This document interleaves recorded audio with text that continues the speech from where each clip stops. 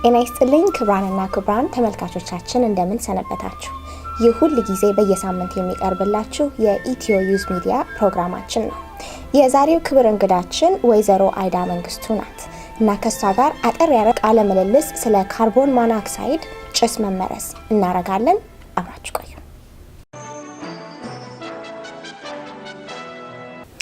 በመጀመሪያ ወይዘሮ አይዳ እንኳን በሰላም ወደ ስቱዲያችን መጣሽ። እንኳን ደህና ቆያችሁኝ። መጀመሪያ ስለ ራስሽ ትነግሪናለሽ? ስሜ አይዳ መንግስቱ ነው። ምሰራው ለፐብሊክ ሄልት ሲያትል ኪንግ ካውንቲ ነው። ፐብሊክ ሄልት የኪንግ ካውንቲ ነዋሪዎችን ጤና ለመጠበቅ የሚንቀሳቀስ ተቋም ነው። ካርቦን ሞኖክሳይድ ምንድን ነው? ካርቦን ሞኖክሳይድ በአይን የማይታይ ሽታ የሌለው ጋዝ ነው። ካርቦን ሞኖክሳይድ የሚመጣው ብዙ ጊዜ እንጨት ሲነድ፣ ኬሮሲን ወይም ዘይት ወይም ከሰል ሲነድ የሚመነጭ ጋዝ ነው። አሁን ለምሳሌ አንድ ሰው በካርቦን ሞኖክሳይድ ሲመረዝ ምን አይነት ምልክትን ያያል? ብዙ ጊዜ አንድ ሰው ሲመረዝ ኃይለኛ የድካም ስሜት ይሰማዋል። እንቅልፍ ይለዋል። የራስ ምታት ይኖረዋል። የማዞር ስሜት ይኖረዋል። አልፎ አልፎ ደግሞ የማቅለሽለሽ ወይም ግራ የመጋባት ወይም ሰውነት የመዛል ስሜት ይሰማል። ከዚህ በፊት በ2006 ዓመተ ምህረት ይመስለኛል ብዙ ሰው በካርቦን ሞኖክሳይድ ተጠቅቶ ፖይዝኒንግ ወይም ጭስ መመረዝ ተጠቅቶ ነበር። ስለዛ እስቲ ንገሪኝ። በ2006 ዓመተ ምህረት ላይ በፈረንጆች አቆጣጠር ማለት ነው የዛሬ 9 ዓመት ክረምት ዲሰምበር ላይ ኃይለኛ ንፋስ ነበረ እዚህ ኪንግ ካውንቲ። ቅዝቃዜም ነበር ኃይለኛ እና ያ ንፋስ ሲነፍስ ብዙ የኤሌክትሪክ ገመዶች ጣለ። ብዙ ዛፎችም ወድቀው ነበር። እነዛ ዛፎች ሲወድቁም የኤሌክትሪክ ገመድ ይዘው ወደቁ እና እንደዛ ሲሆን ብዙ ሰው መብራት ጠፍቶበት ነበር።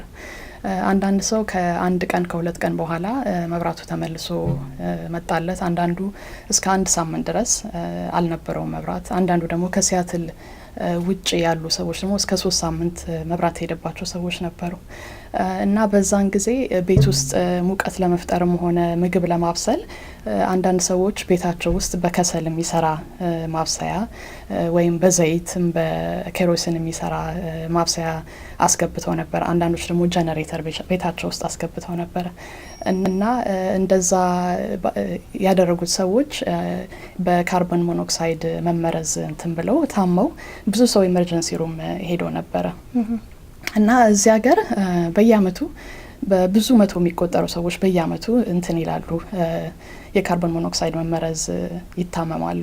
ግን ያንን አመት 2006 ላይ ኪንግ ካውንቲ ውስጥ ካርቦን ሞኖክሳይድ የተመረዘው ህዝብ ቁጥር ሬከርድ ናምበር ነበረ የዛን ጊዜና ከነሱ ውስጥ ብዙ ኢትዮጵያኖችም ነበሩበት።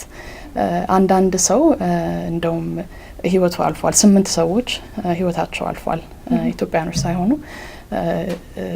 እንትን ብዙ ሰው ተጎድቶ ነበርና ለዚህ ነው ካርቦን ሞኖክሳይድ መመረዝ እንዴት ነው ከሱ መከላከል የሚቻለው የሚለውን ማወቅ በጣም አስፈላጊ ሆኖ ነው።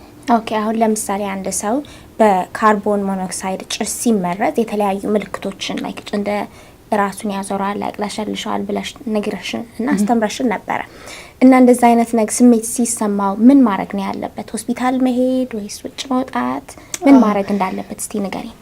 ካርቦን ሞኖክሳይድ በትንሽ ደቂቃ ሊገል የሚችል መርዝ ስለሆነ በፍጥነት እርምጃ መውሰድ ያስፈልጋል እና አንድ ሰውን እንደዛ ለካርቦን ሞኖክሳይድ መርዝ ተጋልጧል ብሎ ከታሰበ ቶሎ ብሎ ውጪ ማውጣት፣ ንጹህ አየር ያለበት ቦታ ማውጣት፣ ከዛም በፍጥነት ኢመርጀንሲ ሩም መውሰድ ያስፈልጋል።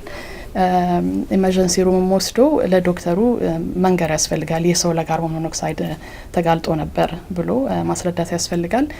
ወይም ደግሞ 911 መደወል ሌላ አማራጭ ነው። ኦኬ፣ አሁን የተለያዩ ሰዎች በጋዝ የሚሰራ አይደለ ምድጃ ይጠቀማሉ ለቡናም ሆነ በሀገራችን ያ ቡና እናፈላለን ቤታችን እና በእንደዛ በተለያዩ ብቻ ነገሮች ይጠቀማል እና እንደዛ ሲሆን የካርቦን ሞኖክሳይድ ጭስ የመመረዝ እድሉ ይጨምራል። እና ከዛ ለመጠበቅ ምን ማድረግ አለብን? መስኮታችንን መክፈት ነው ወይስ ምንድነው ብለሽ ትነግሪናለሽ? በከሰል የሚሰራ ማብሰያ፣ በኬሮሲን በዘይት የሚሰሩ ማብሰያዎች ጭራሽ ቤት ውስጥ አለመጠቀም። ጀነሬተር ደግሞ ከሆነ ከቤት ውጪ ብቻ ሳይሆን ከጋራዥ ውስጥ መጠቀም መጥፎ ነው። ጀነሬተር መጠቀም ካስፈለገ ከቤት ውጪ ክፍት መስኮት የሌለበት ቦታ በመስኮት ሊገባ ስለሚችል ማለት ነው ጭሱ ወይም ደግሞ ቬንቲሌተር የሌለበት አየር መውጫ የሌለበት አካባቢ ራቅ አድርጎ መጠቀም። አሁን ለምሳሌ ቤታችን የፋየር አላርም ዲቴክተር አለን አይደለ? የካርቦን ሞኖክሳይድ ዲቴክተርስ አለ? ከየት ነው የምናገኘው? እንገዛለን? አላው ልክ እንዳልሽው እንደ ስሞክ አላርም የካርቦን ሞኖክሳይድም የሚጠቁም መሳሪያ አለ። ሎውዝ እና ሆም ዲፖ ይሸጣል። ወደ $20 ነው የሚሸጠው እና የተለያየ አይነት አለ። በባትሪ የሚሰራ አለ፣ በቻርጅ ተደርጎ የሚሰራም አለ። በባትሪ የሚሰራው አይነት ከሆነ ሁል ጊዜ ባትሪውን መቀየር ያስፈልጋል በየጊዜው ማለት ነው፣ ልክ እንደ ስሞክ አላርም። አለበለዚያ ያው ከሞተ ብዙም ጥቅም የለውም። ስለዚህ እንደዛ አለ። አክቹአሊ አሁን ደግሞ የሲያትል ፋየር ዲፓርትመንት የተወሰነ ይሄ ካርቦን ሞኖክሳይድ መጠቆሚያ መሳሪያ እየሰጡ ነው በነጻ። ብዙ የላቸውም ግን እዛ ከተደወለ ማግኘት ይቻላል እና ቁጥራቸው 206-386-1337 ነው እና በዛ ቁጥር ደውሎ ማግኘት ይቻላል። ኦኬ መልካም። አሁን እንግዲህ በጣም መጀመሪያ እናመሰግናለን ስቱዲያችን ድረስ ስለመጣሽ። ግን ከመጨረሳችን በፊት ብዙ ሄልፕፉል የሆነ ኢንፎርሜሽን ነግረሽናል እና ሌሎች ሰዎች ደግሞ ይህንን ፕሮግራም የሚያዩ ሞር ከፈለጉ ማወቅ ስለከፈለጉ ስለ ካርቦን ሞኖክሳይድ ጭስ መመረዝ አንድ ዌብሳይት ነው ወይስ የት መሄድ ይችላሉ? ዌብሳይት አለ፣ የፐብሊክ ሄልት ዌብሳይት። አድራሻው